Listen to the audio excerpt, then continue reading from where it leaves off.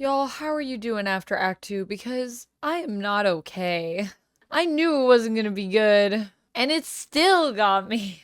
Dang it. Welcome back, everyone. We're here to talk about Arcane, Season 2, Act 2. What a doozy. What a doozy. Better than Act 1. It's just heating up so quickly. We're going to talk about spoilers in this review, so just a heads up, spoilers inbound. I need to get some tissues, and then we'll talk. So before we jump into this, yes, spoilers ahead. I'm going to be talking about what happened in this act, in these episodes. So let's start off with a little synopsis, shall we? And yeah, that means I'm immediately going to spoil all of it. So be prepared.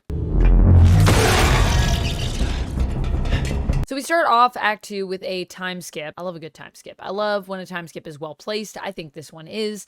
We see that Vi is now, down in Zon, boxing. She's gone full emo. She got a whole new look. We've seen that Caitlyn has her own thing going on. She's got a new romantic partner. And that was one of the characters who was featured in the previous act. I knew she was going to be doing something because she was featured. I didn't think it was going to be Caitlyn, but here we are. Caitlyn is also working with Embessa to track down Jinx at this point. And Jinx, meanwhile, is laying low with Isha and is basically trying to stay out of everything and resisting becoming a symbol for the Zon uprising, rebellion, whatever you want to call that. Viktor, meanwhile, has pretty much embraced his new role and has kind of become like a messiah or a cult-like leader, and is running his own commune where he's healing people and using his newfound connection to the Hexcore to just usher in this era of a community that's really beautiful. Isha ends up getting rounded up when she goes to a meetup that is supposed to inspire the people of Zon. Jinx doesn't go, Isha goes, she gets rounded up, so does Singed actually. And in the end, Jinx and Sevica go to save Isha, which they do. However, because Singed is also there, Warwick also shows up. This is when Jinx realizes that Warwick is actually Vander, and she ultimately ends up going to Vi for help with this. They kind of reconcile a little bit, bonding over memories of their mom, both wanting to help Vander. Meanwhile, Mel is being held captive by the Black Rose. She initially thinks her brother is there with her too, but then we later find out that that's not really her brother. Mel actually catches on to this pretty quickly, to be honest with you. I was really impressed. And she figures out that this being is wearing her brother's face. As we said before in Act 1, LeBlanc.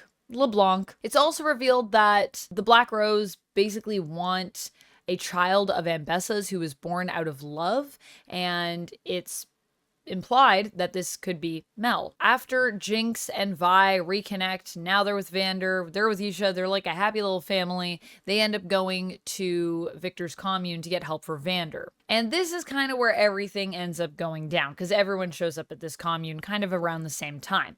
Embessa and Caitlyn were trying to track down Warwick. They now have Singed in captivity because Singed didn't end up getting out of the prison. And so they're trying to use Singed to get Warwick back so that they can control Warwick and basically use him like a weapon. So they're there. And then the other person that ends up showing up is Jayce, which messes pretty much everything up. Jayce reappears in this act, seemingly have been messed up after his experience with the Hexcore. We still don't really know what happened with that. And everything ends up converging at the same time. Caitlyn and Vi end up making this plan to protect Vander after that's all revealed. And it's kind of going well. And then everything ends up going sideways when Jayce enters the mix, takes out Viktor, which also ultimately ends up ending the lives of everyone in the commune that he healed. And chaos ensues. During this chaos, Isha sees that Jinx is threatened. Her life is threatened by Warwick, who's lost control. And she ultimately sacrifices herself to save Jinx. Super sad stuff. So that's kind of what we're dealing with for this act. I thought it was really fantastic, to be honest with you. Even more fantastic than Act 1. It's Arcane, baby. Arcane is back, and I am so happy to be here for it. I knew that obviously everything wasn't going to go well because I know these characters in League. They got some tragic backstories, and I knew that, we're not going to necessarily get Vander back because Warwick is a thing. However, Arcane is so good at, even when I know what's going to happen, lulling me into this false sense of security or just changing up my expectations. I kind of talked about this in Act 1. It gives you this fresh feeling, even if you're familiar with the characters in the world, where you think you know where things are going, but you don't always know. And in this case, I knew things were actually probably going to end tragically here, but the show was just so darn good at telling a story that for a while I got a little bit hopeful. It made me hope, and then it took it all away from me in a heartbreaking animated sequence that left me broken on the floor. That is a whole thing that I just think is beautiful about this show and this act. Of course, there are also questions that I have about this act, like where's Heimerdinger? Where's Ekko? What's going on with that? Where was Jayce this whole time? Where did Jayce just poof out of? We don't know. We don't have answers yet to this. I'm assuming Act 3 is going to be a lot of what was going on with that. Also, what happened with Viktor here? Seemingly Viktor was killed, but I do feel like based on the voice lines that we get at the end, there's a bit of an implication here that Viktor is kind of aware of where everything went wrong. And obviously, League of Legends is a thing. So I believe that we're going to see Viktor not necessarily die, or well, maybe he's dead, but he'll be brought back, potentially. I think he's going to transcend. I think we're seeing glorious evolution is about to arrive. And this is Viktor's aha moment after his demise in this act. The final glorious evolution. The interesting thing too with the Hexcore here is that it seems to be really messing with a lot of people's heads. I think that's kind of what's happening with Jayce here, and I wonder if we're going to see that with other characters in Act 3, and I think it also happens with Viktor as well. It gets in your head, it feels like, and it kind of maybe manipulates you. And depending on your ability to navigate it or potentially your willpower, I think it can just mess you up. It kind of gives Void vibes, and this is something that people have drawn parallels to before, although it's never been confirmed. So this is not a thing that exists. This is, well, I mean, the Void exists, but I'm just saying this connection doesn't exist. This is just a thing that people talk about.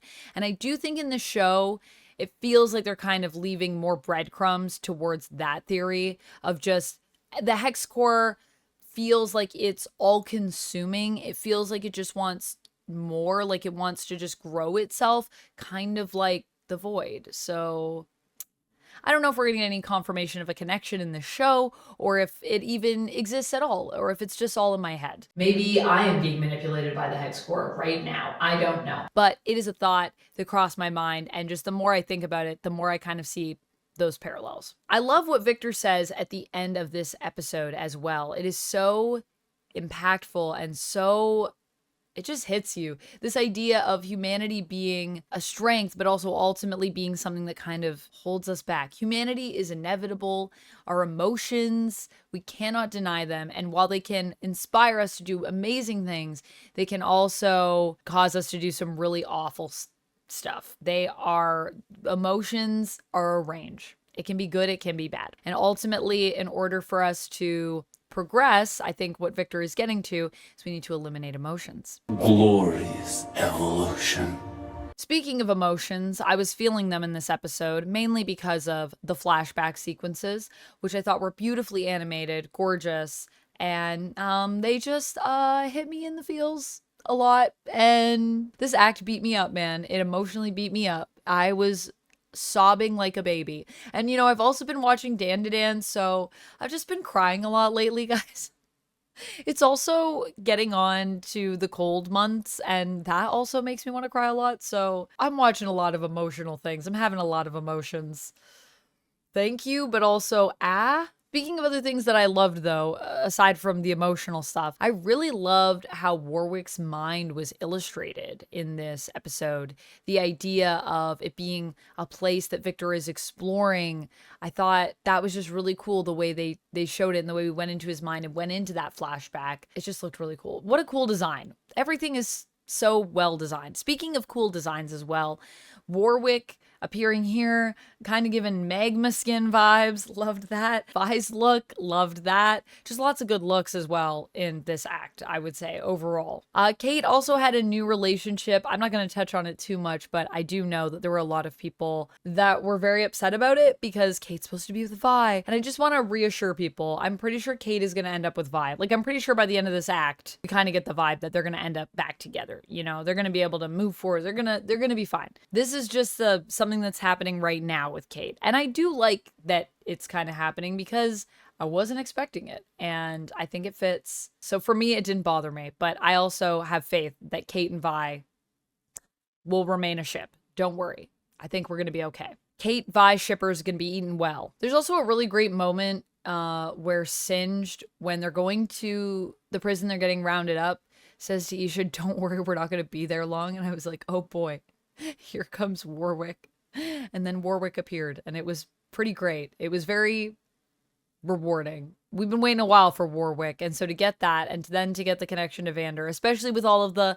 lines that are in the game that have been alluding to all these connections, it's pretty great. It's pretty great, friends. I kind of love it. However, it is tragic because I don't know what's going to be happening with everything moving forward. And the fact that we built up everything kind of here with Jinx and Vi in this act, and it felt like we were getting closer together and the family was maybe coming back together. I don't even know what's going to happen with that now. I feel like we built Jinx up to tear her down again. Jinx has lost so much, and I just feel really bad for her. And then where does it also leave us with the Zon Rebellion? Like, how is all of this that happens in episode 6 specifically gonna affect that? I think it's gonna get really messy. I think it's gonna get messier. It's definitely gonna get messier. That's my thoughts. And of course, all the stuff that's happening with Mel, there's still some questions that we don't fully know yet, although there are some theories. There are some theories here. I loved everything that happened with Mel. It felt like I was in a horror show for a minute there. I love how Mel called it wasn't real. The Black Rose is just terrifying. It's beautifully shown. It's so disturbing. And of course, ultimately, we have to ask ourselves, you know, what does the Black Rose, what does, you know, LeBlanc probably want with Mel? What's up with that? Now, some people have theorized that the fact that we talked about Jayce and Mel surviving the attack on the council almost without a scratch on them is an indicator that Mel actually has powers. And people are even talking about this idea of Mel's back glowing in this shot. I don't really see that, but I do feel that the fact that they brought up that in the conversation that Jayce was like, I just feel weird that we survived. How does that make any sense? It's true. It's like, how does that make any sense? And I was even thinking about that too. Is it just a fluke? But then when you go back and you watch it, so I went back, I watched the end of season 1, and that shot, the missile was coming right for Mel, basically the way it was lined up. Not intentionally, just the way that shot lines up. The only way I think Mel could have survived is if she has some kind of abilities or something that are dormant. Perhaps that's what the Black Rose is looking for.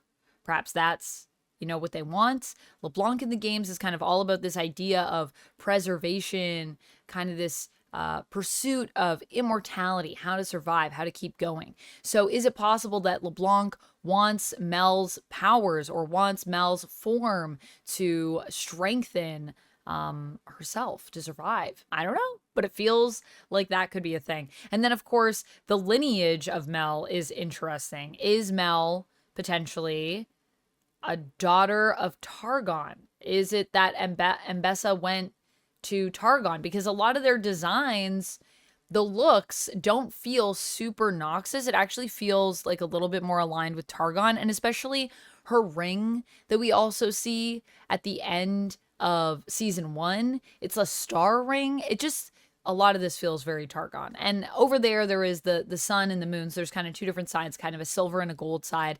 Definitely I'm seeing some of the gold influences. And then it made me wonder if this is a thing. I'm just going down a rabbit hole now here. Who could potentially be Mel's father? And could it be someone that we know from League of Legends? Could it be a Targon champion? Could it be someone like Taric, who is not originally from Targon, but who is a Targon-based champion, especially in the sense that Tark actually gets his powers from the mountain in Targon, basically ascending the mountain, and then gets sort of chosen to have this very powerful protector abilities. This kind of, he's a protector, so I'm wondering if that connects to Mel's abilities, and she has maybe defensive abilities, protection abilities. I don't know.